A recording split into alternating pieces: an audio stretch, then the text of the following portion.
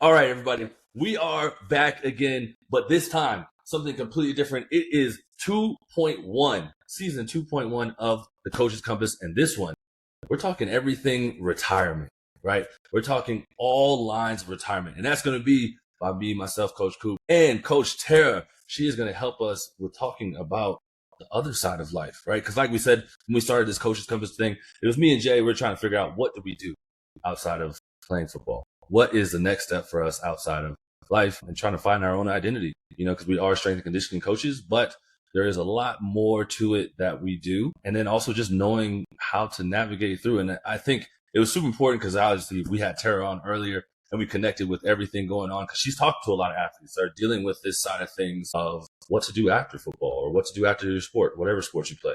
And so we decided that we're going to start talking about the nitty gritty of retirement. So Tara, what made you so excited about wanting to talk about retirement and helping out the athletes that are going through this stage?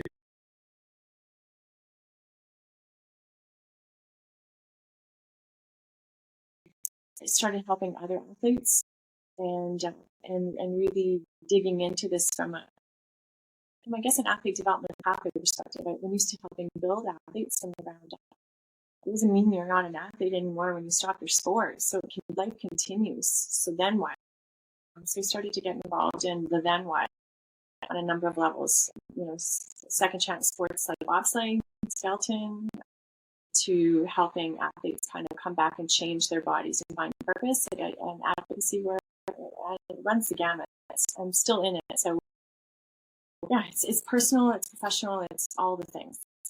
Is there like any common trend or any common theme that you're seeing that athletes are kind of like, this is helping them get past things, or this is like the common theme that they're struggling with, like when they're coming outside of sports? Like, is it like a financial thing, or is it just like, hey, I'm no longer like, my label is no longer an athlete, or is it like now they have so much time they don't know what to do with themselves, or like what, like is there like a certain area that's like one main area that everyone's like kind of like down? I would say all the things you said, and I know you personally are going through this yourself, so you're living retirement. And so I would say all those things are there. I think the most profound thing initially is, what is my value tied to? When you mentioned this last time we chatted, like living inside the bubble. It is a bubble. You don't know anything different when you're in there. It's fabulous. I mean, there's all sorts of, you meet some great people. It's exciting when you're playing sport you're in. It's great to win. It's great to lose. This team, this group of people that you're going to war with every day. And you've got a real reason to train and be fit because you're you're doing it for other people. There's so many different things, and there's all kinds of opportunities in that. And people seem to really like you and gravitate you while you're doing it. And hope and pray at that time that it's genuine.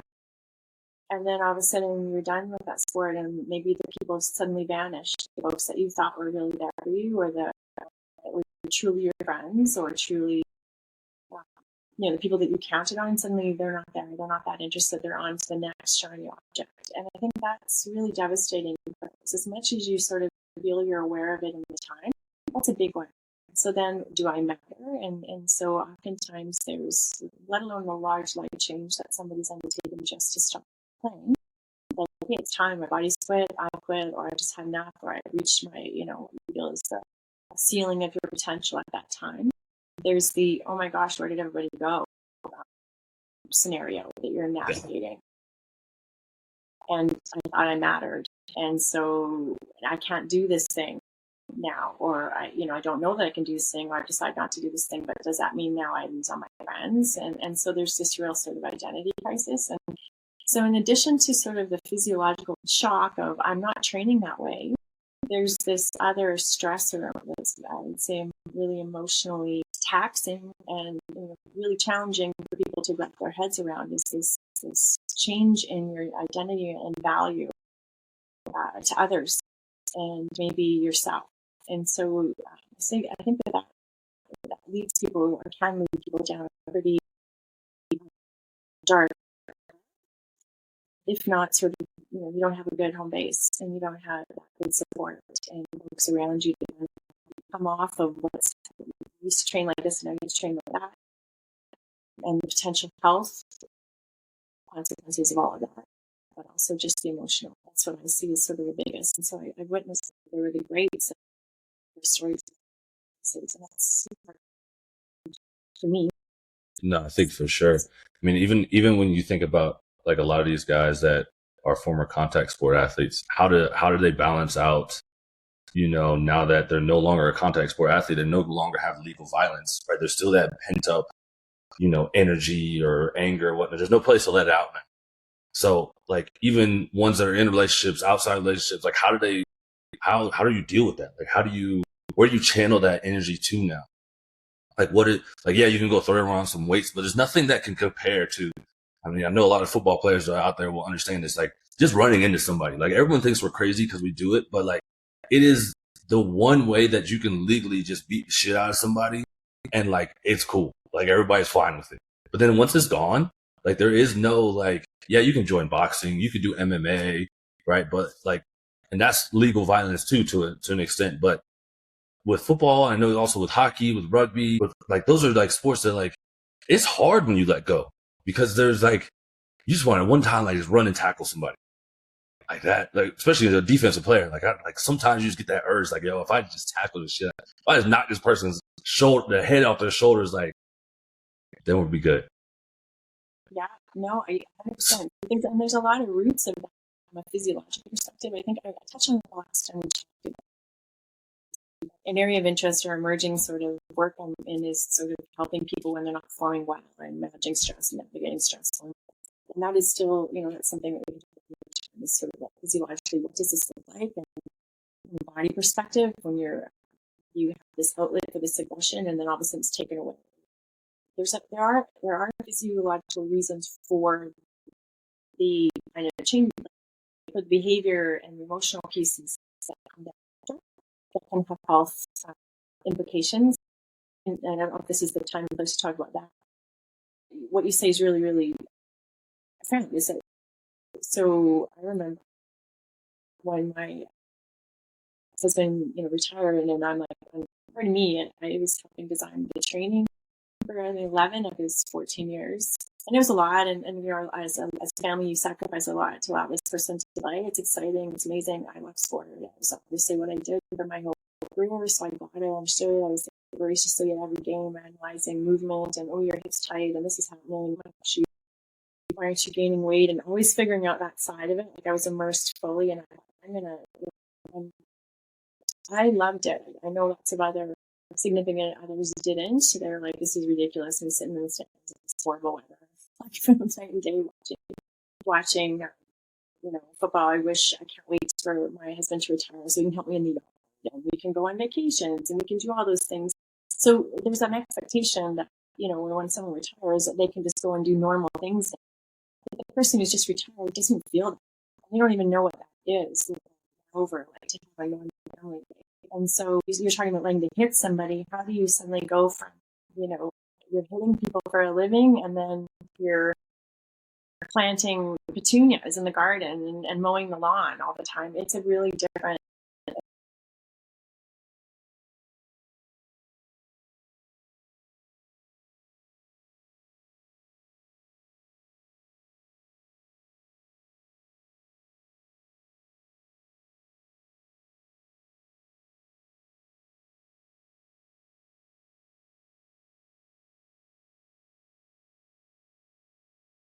Okay, so what do you do with your anger? Yeah, so we're talking a little bit about just like what to do as a contact athlete. What happens? So like we don't know. Well, exactly. So from a physiological perspective, just quickly touch on it because we can get into this in more detail at another time. But you've got testosterone through the roof. Growth, you're a raging bull. There's a bit of obviously, some people talk about a dopamine addiction to doing like crazy adrenaline driven types of things. And you've got that outlet, the high a game brings you, the high, that sort of I guess, aggressive state and that super exciting feeling of banding together like warriors out there in a field gives you to now your wife, girlfriend, or whoever is asking to mow the lawn and do dishes. And it is so not the same thing. So, and what do? You've got, and I lived the training part. I designed, like I'd worked with lots of athletes designing their training to play football and other sports. I felt super prepared even as a spouse and as in like, hey, this is what the training looks like. This is how we have to come down off the training. And these are the types of things you need to do to kind of counteract that, that high you're having but now you don't have it anymore. But I was still wrong, like way off the mark there in terms of, managing the changes that happened in my significant other at the time coming out of football. So yeah, you're right. The lifting weights and whatnot can help be some sort of an outlet for the aggression, but oftentimes people miss the high of being in the mix of all the crazy excitement. And so things like, do you, do you take up another sport? I've seen a lot of folks come out of football and whatnot into bobsleigh and skeleton, which is something that I've spent a lot of time in my career working with.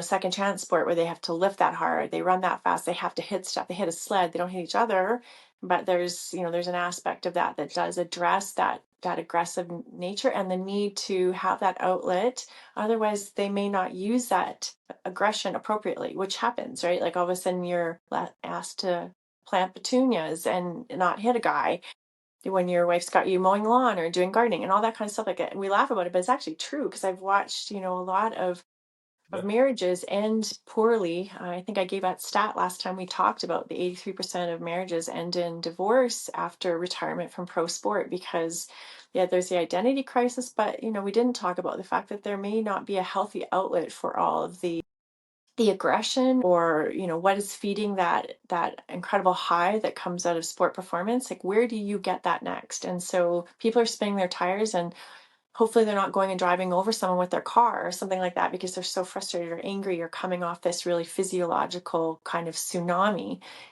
that they've been riding, essentially like surfing for a long time. So how do you deal with that? Well, hopefully you have a plan before it stops. Sometimes that isn't someone's choice. The career ends before they want it to end and they're not there. Continuing to train like you trained for a period of time can at least help you come down off the physiological. um, there is a progressive decline in how you have to train to manage the weight gain and all that kind of stuff. There are some set things that you can do and certainly happy to talk about that in more detail. But it is getting yourself involved with an active, I don't know, can you play football after? Probably not, if depending on why you quit. Is it getting into a job that has a whole pile of excitement? I know your job, right? Like we've talked about, like you're in the mix of doing a lot of Yeah. strength and conditioning. It's a very high pace. That probably helps a little bit, like being in the action. Are there opportunities for athletes to be in the action, whether they're, they go help coach, not quite the same thing, but you're kind of involved at arm's length, training. Can you still continue to train in a training group? Like you've talked about some alumni groups saying they get together, they still lift, they still spend time together, they use their energy towards something that's more productive. Maybe they are fundraising, maybe they're coaching, maybe they I don't know, start up a rec hockey game or something like that. That doesn't replace it entirely, and that's the thing to figure out, like how do you navigate this and who is addressing that from a professional perspective, like medically, physiologically. That's something that I've started to work with more and more athletes with, like how to come down off of that incredible sort of physiological, what's the word I'm looking for? Just it's a big thing that you've been training like that, and how do you come down off of that too, um, and to manage that and not have sort of considerable health issues after and gain a bunch of weight and get unhealthy. There is a way to that. If some of those folks weren't sliding, I don't know honestly where they would be. Like I don't know what they would be doing. Sliding is something that they need to be doing to help them be healthy and productive. And so, but that isn't for everybody. Like basically, I'm saying I don't entirely know. I'm just identifying that these are concerns, and I can speak to the science of it more than I can speak to necessarily what to do about it on the community support side. I can just say it's incredibly necessary for the health, well-being, and safety really of everybody involved. You're not tackling someone on the sidewalk. I hope you haven't tackled anybody on the sidewalk yet. No, no, no, no, no. I still I want to be a free person, right? I want to still be able to enjoy time with my daughter. So I feel like tackling somebody would put me behind bars or something like that. And I I know. know for We're sure laughing. I wouldn't last in jail either. Like I wouldn't, it's just not a place for me. I can't be locked Well, up. we're I can't laughing, do but this that. is Look, yeah, well, it's we the laugh reality about it, though. but I it's think that's actually why it's, serious. Yeah. Sorry, go ahead. yeah, I think it's so important that we actually like have these conversations now because we're seeing it more and more, like with the development of CTE. right? That's more and more studies are coming out from that. And a lot of athletes, taking their lives, right, from different things that they've gone through, right?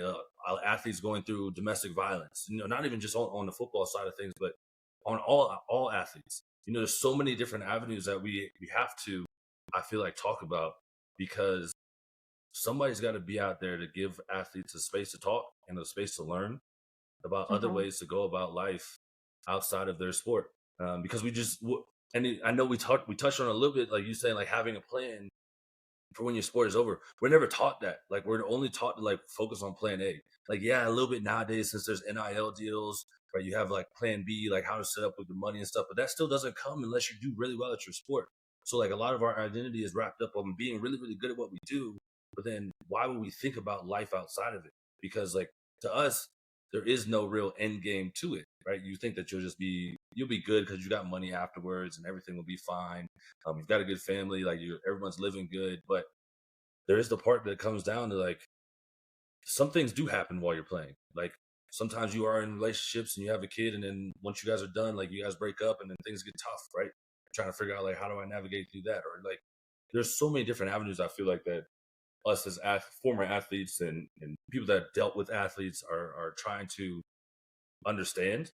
And I think the first part of understanding is that us actually talking about what we're actually going through, and what those athletes are going through themselves, and having athletes on and having people like yourself on that have worked with athletes to kind of get a full understanding, and also help the people that are involved, like you said, with the community, people that are in touch with these athletes, and kind of get the signs and like know when, like, hey, maybe they need a little bit extra help, maybe they need like somebody else to lean on and talk to about, like, when football or basketball or whatever sport it is over.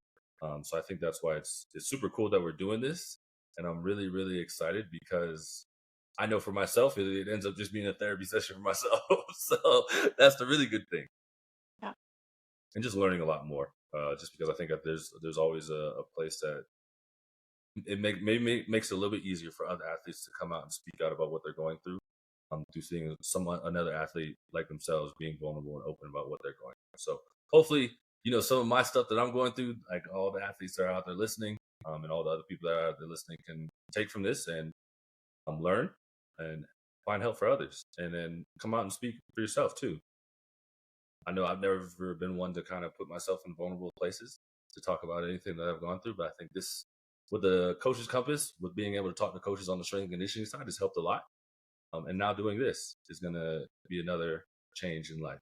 So I think that's the wrap up we needed right there. Yeah, well, I agree. So I think a couple things just to quickly for people to recognize is that this is a thing, and that when you retire from sport, there's going to be a physiological cascade that's going to happen that needs to be addressed. And so planning for that with a training plan after, outlets for that aggression, management obviously around the potential, if you've got like the post-concussion type syndrome, if that's a thing, obviously hopefully that's being managed within the sport so that there's continued support thereafter. There's the how to train, how to come out of that training, and how to stay healthy and still have control of your body, because your body does feel probably like a bit of an alien planet after you're done training, because you've been training like that for so long. So there's that piece of it to talk about, but that is intimately tied to some of the emotional changes that happen, because as I mentioned in the previous podcast, some of the physiological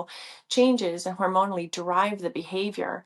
So you've got to have folks around you with the discernment to know, is this a hormonal crisis that you're in that's driving this behavior? Is it it's a kind of like a Venn diagram. There's the loss of identity and the change in identity, and that's going to immediately be like, whoa, I've got to change my life here. And what does that even mean? And all the different pressures from the outside of, yeah, those are my friends, they're not. Or, wife at home saying, great, now you're done playing. And when I say playing, I'm saying, I know a lot of athletes get the gears for, it's like your little boys playing, like you get to go play your games all the time for a living, and it's not taken seriously. I know that's like have to grow up now. And so there's that pressure. That's not how I feel, but I have heard that there's a lot of pressure from people like, okay, now you can go get a real job or do a real thing. You don't have to play with your friends anymore. There's that. And so all of a sudden that can be, if that's all an athlete's known, how do you legitimize that you've had this career? Like, this is a career. This inspires, so many wonderful things come out of the sport journey: leadership, discipline, camaraderie, there's so many incredible lessons that come from sport. Like, how can you leverage that journey in a more positive way professionally, and so that you don't just feel like you were a gladiator for hire or something like that. I mean, I've heard so many different narratives come out of the sport journey, and I don't know of very many people that are wrangling that. A few conversations with some medical doctors around, hey, these are some things that happen, and I hope someone's helping athletes transition from that high training load, intensity, volume, all of that, to something healthy. And that's something that I'm trying to do with some that are coming off of sport. But all of those other things feed into the trajectory of good health that you hope someone's going to get onto. And that includes, like, taking, what are the positive things you can do with your sport journey, and identifying that and working with people before that happens. Hopefully that's happening in your sport. You're out there, advocating, doing work for charity, or helping coach camps for kids. You're developing other athletes. Maybe that is happening already. How can you continue that in a more meaningful way? That does help. But we back to your original question, the aggression and whatnot, that is something, as topic unto itself, that we really should talk about, like, because that has immediate implications. You don't want to quit football and then go hurt someone or hurt yourself. What can we do? So maybe that's a good topic unto itself, to just talk about the aggression, and why that happens, and then what you can do about it, to making sure that you do have that good community support, making sure you have, kind of career counseling, if you will, as to, like, what are the unique things that you particularly, I'll just ask you, turn it back on you for a moment, like the unique things that you have, Coop, that made you the great athlete, like, that aggression, that, it may be tenacity, it may be something that really made you ferocious, like a ferocious beast on the field. Where do you put that on a resume? Like, how do you use that? And so, knowing yourself and what made you a great player, you know, there's something to that, to be like, okay, let's harness the good from that and then try to tame the not good parts of it. Like, sport gives some folks a real outlet for some of their maybe unsavory behaviors too, right? Like I said, if they weren't playing football, maybe they would be in jail. Like, if they weren't, I hope not.